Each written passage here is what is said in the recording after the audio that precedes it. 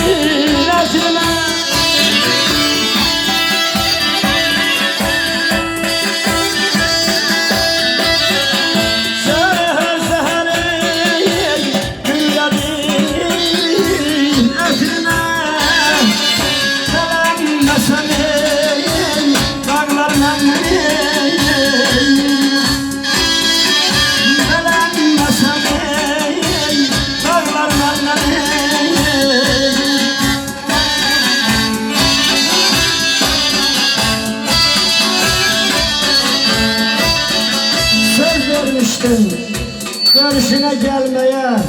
Gələnməsən dağlar məndən incimə. Yurt həsrəti bulaqların göz yaşı silənməsən ağlar məndən incimə.